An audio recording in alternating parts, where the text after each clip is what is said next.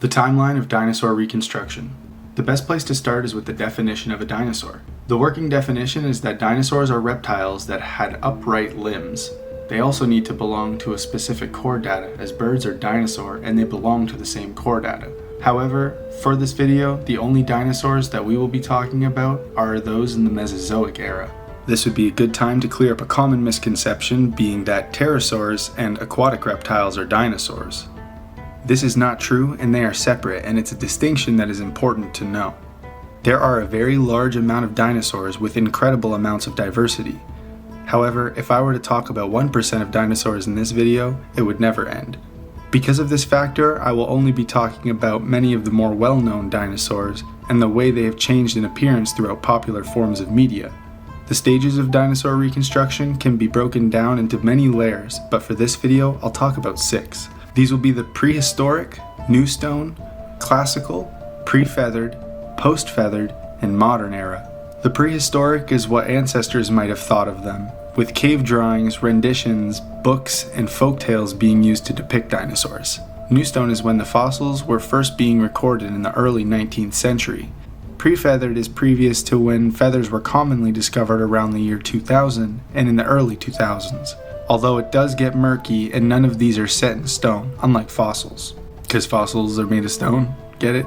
Huh? Post-feathers is just about everything after Jurassic Park, when feathered theropods became well known.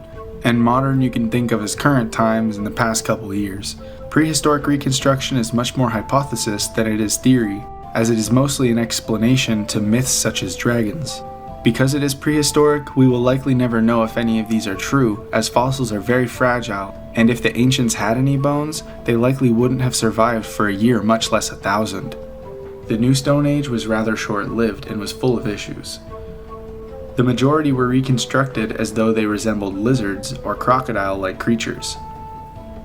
Iguanodon, as shown here, has a small horn on its nose, however it was in reality a thumb bone. Only one was found at the dig site, so a false assumption was likely made. In 1885, London created a gallery that was made for dinosaur reconstructions, being the first of its kind and was known as the Crystal Palace Dinosaur Park. This contained about 30 statues, which famously included Hylaeosaurus, Megalosaurus, and of course 2 iguanodons. Several of the animals were discovered by Mary Anning, who is a very important figure in paleontology, and it's worth noting that an honorary statue of her has been built. Another contributor, who will likely be known to you as Charles Darwin, brought back several fossils to Britain. Though he wasn't the one to discover them, he bought them from local areas he visited. The Crystal Dinosaur Park was constructed from 1853 to 1855, and it is the first sign of the Classical Age, an age when dinosaurs became a part of culture.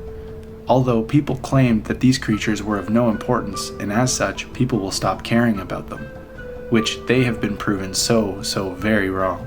The first film with dinosaurs was Brute Force, which was released in 1914, but was based on a comic from 1905 named Prehistoric Peeps. You can consider this the start of the Classical Age. While the film itself is simple, as it is about a tribe being attacked by dinosaurs, it displays many reconstructions of dinosaurs that pave the way for our future. The dinosaurs in the film are very similar in ways to the New Stone Age dinosaurs, being depicted as reptilian and slow lumbering animals, but vary in body shape by a lot, with the Crystal Palaces in London representing mostly quadruped exhibits, while they varied in shapes and sizes here in the movie Brute Force. The next step on the Classical Age is the film titled A Long Moonbeam Trail. This film contains a very famous fight between a Triceratops and a T-Rex, which continues to influence how dinosaurs fight even to this day. One of the distinctive parts of the dinosaurs is their tails. The tails are all limp and not very maneuverable, often sliding across the ground. In real life, we know this not to be true, as you can see in this photo of footprints. There is no tail drag line, meaning that they weren't dragged but instead suspended, not being the only piece of evidence to support that. However, it is all I have time for to mention in this video.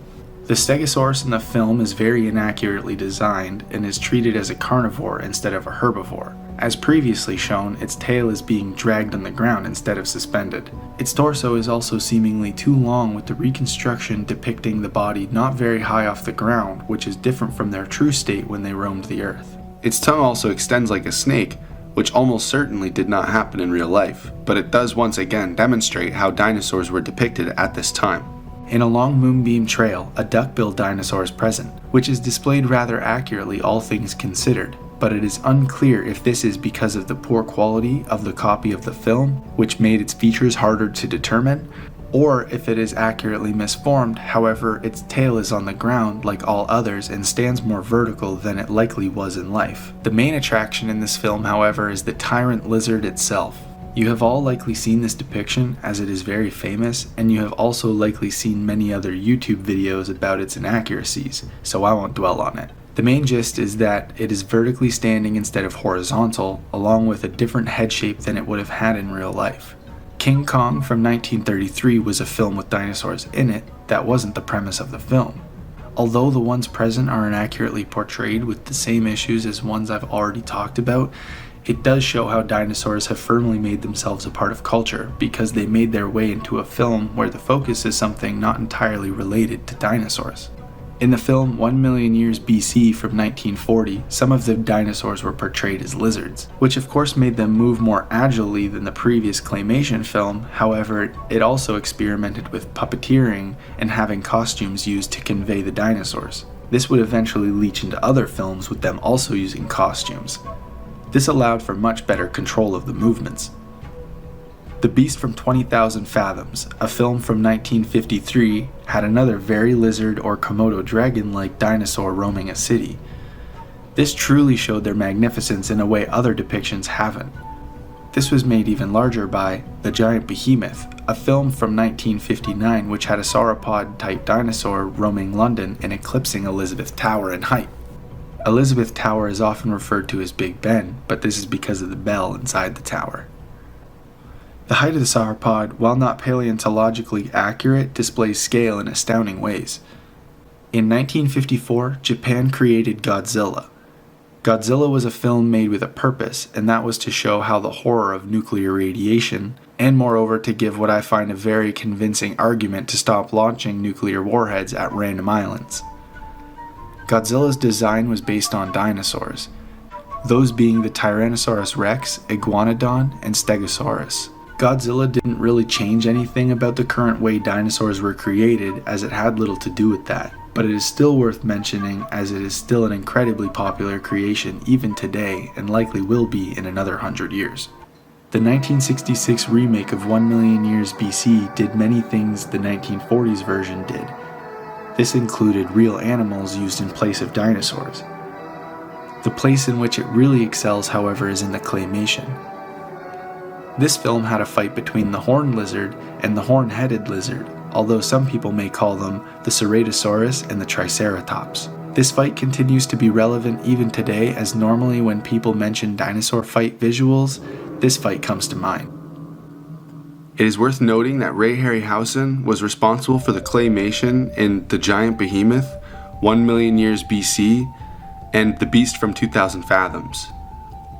These films are partially responsible for the depiction of claymation in future films. While the end and start of ages is a murky area, most other films before Jurassic Park all had roughly the same design of dinosaurs, with tails down low and bulky torsos. Jurassic Park was the first film that really changed the entire landscape of dinosaur depiction. You may think of John Hammond helping a velociraptor out of an egg also as him helping progress into a new age, which is why its release in 1993 marks the start of the pre-feathered age. This is made all the more evident as at this time, the connection between theropods and birds were being made stronger and stronger, with the film even making note of it itself. Jurassic Park dinosaurs, while lacking feathers on the theropods, were rather correct in body shape and agility. The smaller theropods were quick and moved silky smooth, however not without scientific inaccuracies. These inaccuracies lie in the body size and things like speed. I will not be dwelling on Jurassic Park as many others have covered the dinosaurs throughout this film. The 1999 documentary, Walking with Dinosaurs, was one of the first documentaries of dinosaurs that depicted them as real animals instead of constantly being bloodthirsty and endlessly hunting. The body shapes are typically accurate, although many other aspects have fallen out of accuracy. The 2005 remake of King Kong was another film with dinosaurs that is worth mentioning since the ones present are fictional. but still portray a terrifying animal that must be stopped, which is the main way dinosaurs were portrayed in most films. It is also the last film in this video that falls under the category of pre-feathered, as by this point it had become common knowledge that most theropods had feathers.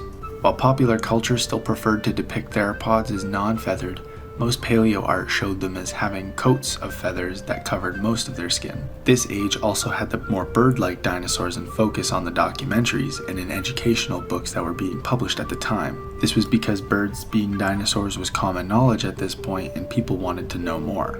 The modern age is, well, modern, and the post-feathered age is really a subgroup of modern dinosaurs since it didn't last for very long. The modern age is caused by a massive number of new technologies being developed that makes recreation more accurate than ever. This included various scanners that allow us to see inside fossils without cracking them open and even recreating brains in some cases. This also allows for small details to be discovered. These include small holes in Spinosaurus' snout that resemble crocodiles, which were used to sense prey in the water. A notable change is in the regard to feathering, as before it was thought that virtually all theropods had feathers. This, however, has changed with the larger ones like Allosaurus likely not having any, with the smaller ones like the Utah raptor having some.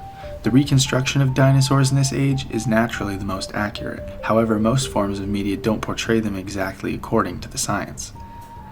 In the modern age, we know how large and sometimes even what shape dinosaur brains looked like. This gives us a much better idea of their behaviors than ever before. The modern age doesn't display theropods as birds or herbivores as lizards. Instead, each dinosaur is unique with their lifestyle based off their fossil, not their living relatives.